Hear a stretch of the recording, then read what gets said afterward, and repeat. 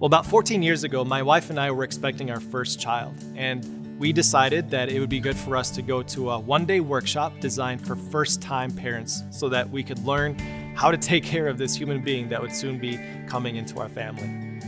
One of the things I learned at the workshop was something that didn't seem to make sense right away, but it's something that is applicable for parents and for basically any relationship that you might have in life.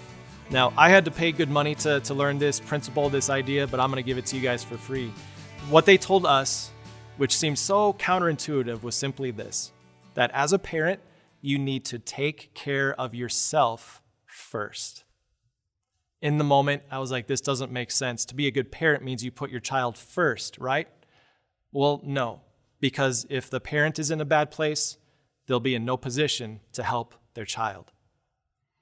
What I know about us is that as we're talking about being neighbors and what it means to be a good neighbor, it's important to pause and acknowledge the same is true of us.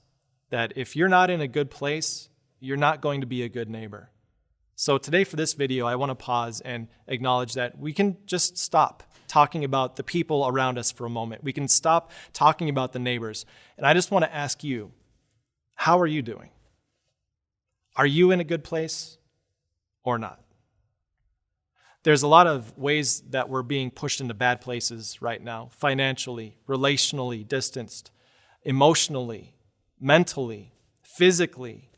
Now more than ever, Americans are in a position where we're just not in a good place, and it's starting to take its toll.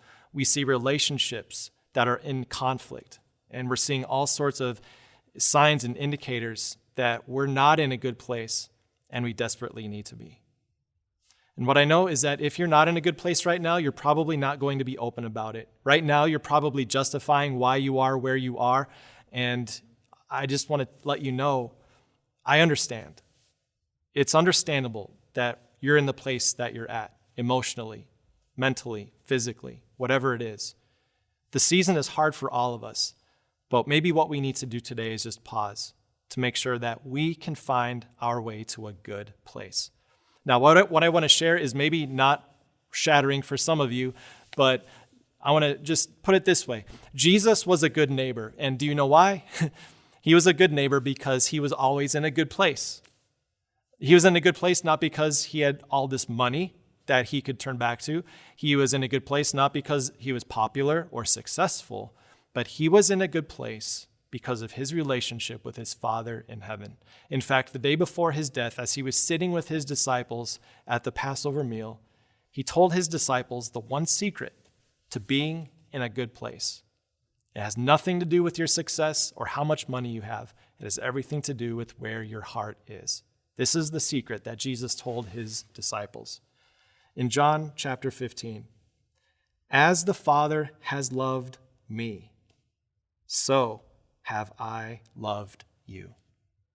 One sentence, a simple secret, where Jesus said, the thing that kept me in a good place, in a place to show love for you, is that I knew I was loved by my Father. Jesus had this perfect love that his Father gave to him, a perfect love that filled every need, every desire, every want that he could possibly have. And as Jesus received that perfect love for his Father, it filled him up to the point where he could share that love with other people. And that same thing is true of you and of me too. There's lots of things that can get us in a bad place, but there's only one thing that can get us out of it. And that is to know that everything you need, every want, every desire, is something that your Father in heaven gives to you. As the Father has loved me, so I have loved you. I want to give you permission today to pause. Just think about the place that you're at. Maybe the place you're at is making you overflow with shame because you can't help people because you're in a bad place. Maybe it's making you overflow with guilt because you feel like people are looking down on you because of where you're at. Shame and guilt are horrible things to overflow with. But what I want to give you time for and space for is just to let you know that you can take all the time you need to be loved by God in his perfect way. Let his love flow into your heart to fill you up so that all the shame and all the guilt, it gets pushed out of the way. And instead you find his forgiveness and his kindness and his love for you.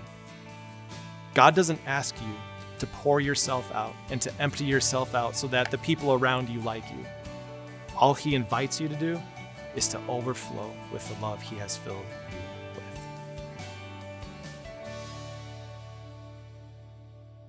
Hey, what's up, everyone? Pastor Mike here from Time of Grace. Thanks so much for checking out this podcast. We certainly would love this message to reach more and more people. So if you wouldn't mind rating and reviewing this podcast, it would bring it to more people's eyes, and we pray this message into more people's hearts. Thanks for your support, and we'll talk to you soon.